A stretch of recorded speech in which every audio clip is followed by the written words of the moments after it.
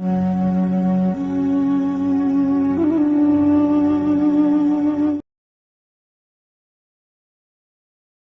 Everyone.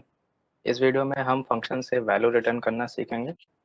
इसके लिए हम रिटर्न स्टेटमेंट का यूज़ करते हैं। रिटर्न स्टेटमेंट को समझने से पहले एक एग्जांपल देखिए।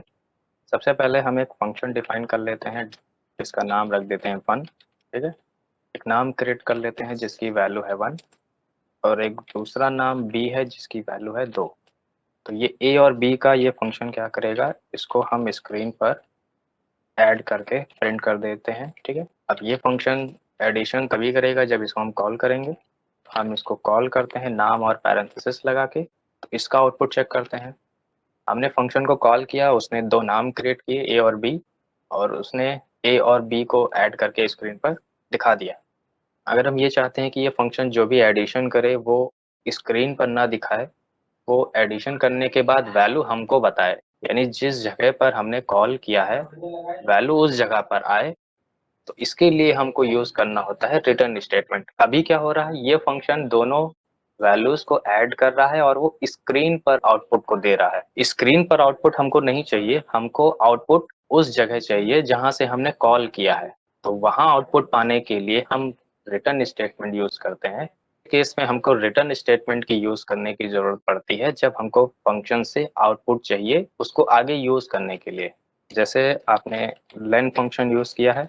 लेन फंक्शन क्या करता है, किसी भी सीक्वेंस में कितने एलिमेंट्स हैं उसकी वैल्यू बताता है। तो ये स्क्रीन पर नहीं बताता है कि इस स्ट्रिंग में कितने कैरेक्टर्स हैं। वैल्यू हमको रिटर्न करके ठीक उसी जगह देता है जहां से इस फंक्शन को कॉल किया हुआ है, और फिर हम उस वैल्यू किसी नाम में स्टोर कर सकते हैं या फिर हम उसको डायरेक्ट प्रिंट फंक्शन में यूज करके प्रिंट कर सकते हैं। तब हमारे पास दोनों ऑप्शन होता है। तो इसलिए हम रिटर्न स्टेटमेंट यूज करते हैं अपने फंक्शंस में। Return statement returns with a value, ये एक वैल्यू के साथ रिटर्न करता है, या अगर इसके बगल में कोई एक्सप्रेशन लिखा हुआ है तो उस एक्सप्रेशन का जो रिजल्ट है वो रिटर्न किया जाएगा इस फंक्शन से जिसमें रिटर्न स्टेटमेंट लिखा हुआ है। रिटर्न एक कीवर्ड है जो सबसे पहले आपको लिखना है, उसके बाद में एक एक्सप्रेशन लिखना है। ये एक आर्गुमेंट होता है, यानी कि एक वैल्यू जो इस स्टेटमेंट को दिया जाएगा और वो वैल्यू वो रिटर्न कर देगा जिसने उस फंक्शन को कॉल किया है। यानी कॉलर को एक वैल्यू रिटर्न करता है कोई भी फंक्शन, वो वैल्यू इस रिटर्न के हमको राइट साइड लिखना है।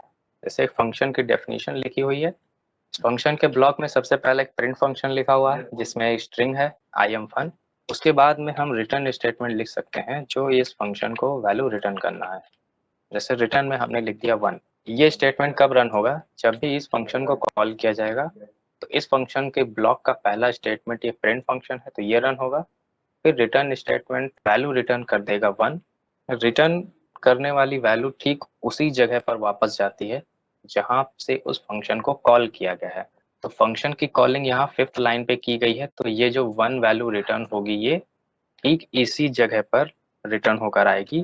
और उस 1 का क्या करना है, उस 1 को हम या तो डायरेक्ट प्रिंट कर सकते हैं प्रिंट फंक्शन में लिखकर कुछ इस तरह। तो इसका आउटपुट चेक करते हैं।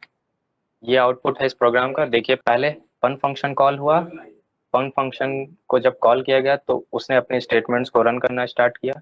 उसने पहले प्रिंट कर दिया आई एम फन। दूसरा स्टेटमेंट फन फंक्शन के ब्लॉक में लिखा है रिटर्न 1। तो 1 वैल्यू रिटर्न स्टेटमेंट से रिटर्न होकर उसी जगह पर आएगी जहां से फंक्शन को कॉल किया गया था, और 1 अब इस प्रिंट फंक्शन के अंदर लिखा हुआ है, ये 1 स्क्रीन पर डिस्प्ले हो जाएगा। अगर रिटर्न स्टेटमेंट के राइट साइड में कोई भी आर्गुमेंट इस स्टेटमेंट को नहीं दिया गया है तो वो नन रिटर्न करता है बाय डिफॉल्ट। जैसे यहाँ इस फंक्शन के ब्लॉक में रिटर्न स्टेटमेंट लिखा है लेकिन कोई वैल्यू या एक्सप्रेशन इसको ना दें तो क्या होगा, इस फंक्शन से जो वैल्यू रिटर्न होगी वो होगी नन। नन एक स्पेशल वैल्यू है जो नन टाइप का होता है। तो जब भी इस फंक्शन से नन रिटर्न होगा तो ठीक इसी जगह पर आएगा और ये प्रिंट फंक्शन उसको स्क्रीन पर डिस्प्ले कर देगा। तो ये आउटपुट है इस प्रोग्राम का। देखिए फंक्शन को कॉल किया गया है प्रिंट फंक्शन के अंदर से। फंक्शन को कॉल किए पहले उसने प्रिंट कर दिया आई एम फन, फिर रिटर्न स्टेटमेंट लिखा है लेकिन कोई वैल्यू नहीं दी गई है तो ये बाय डिफॉल्ट नन रिटर्न करेगा। और नन रिटर्न होगा ठीक कॉलिंग वाली जगह पर आएगा और प्रिंट फंक्शन उसको स्क्रीन पर डिस्प्ले कर देगा। ठीक है, तो यदि आप रिटर्न स्टेटमेंट में कोई एक्सप्रेशन आर्गुमेंट नहीं देते हैं तो वो नन रिटर्न करता है। इसका मतलब ये हुआ यदि आप किसी फंक्शन के एंड तक पहुंच जाते हैं और कहीं पर भी रिटर्न स्टेटमेंट नहीं लिखा हुआ है, तब भी फंक्शन रिटर्न करता है नन वैल्यू। जैसे फंक्शन की डेफिनेशन यहाँ लिखी हुई है जिसमें दो प्रिंट स्टेटमेंट है। जब भी इस फंक्शन को कॉल करेंगे तो होगा क्या, इस फंक्शन का पहला स्टेटमेंट रन होगा, फिर दूसरा रन होगा। अब दोनों स्टेटमेंट रन हो चुके हैं लेकिन कहीं रिटर्न नहीं लिखा हुआ है, तब भी ये फंक्शन रिटर्न करता है एक वैल्यू जो कहलाता है नन। जैसे इस फंक्शन के ब्लॉक में कोई भी रिटर्न स्टेटमेंट ना लिखा जाए, तब भी जो वैल्यू रिटर्न होकर आएगी वो कॉलिंग वाले जगह पर आएगी और वो वैल्यू फिर प्रिंट फंक्शन में लिखा हुआ होगा तो वो स्क्रीन पर डिस्प्ले हो जाएगा।